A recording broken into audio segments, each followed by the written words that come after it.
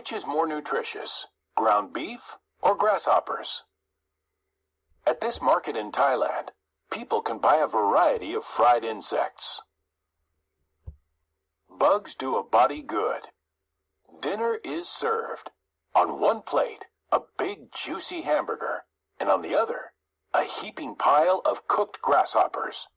Ground beef or bugs? Which one do you think is better for your body? Both have lots of protein, which is what your body uses to build muscle. But in other ways, grasshoppers clearly come out ahead.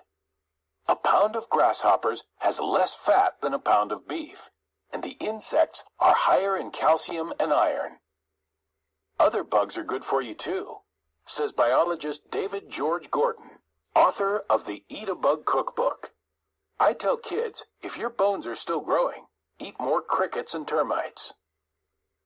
Still wouldn't pick the grasshoppers?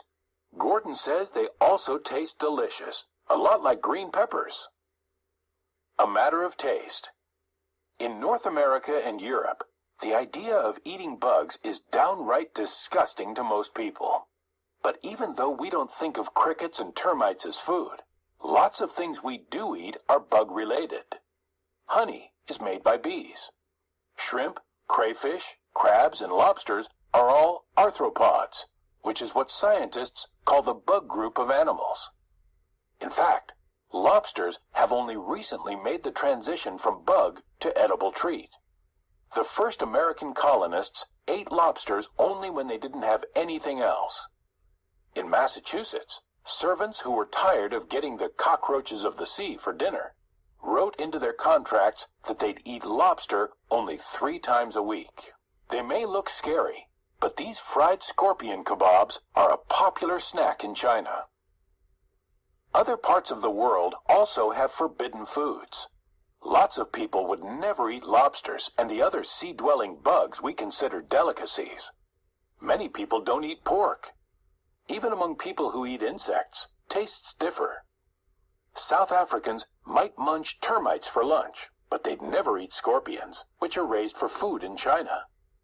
In Bali, Indonesia, dragonflies are a treat, but in the Indonesian province of Irian Jaya, no one would think of eating a dragonfly.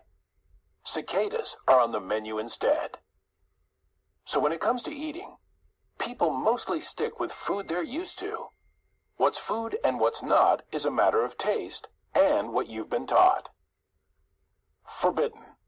If something is forbidden, it is not allowed or accepted. On the next slide, you are going to tell me what is the author's purpose for giving us all of this information.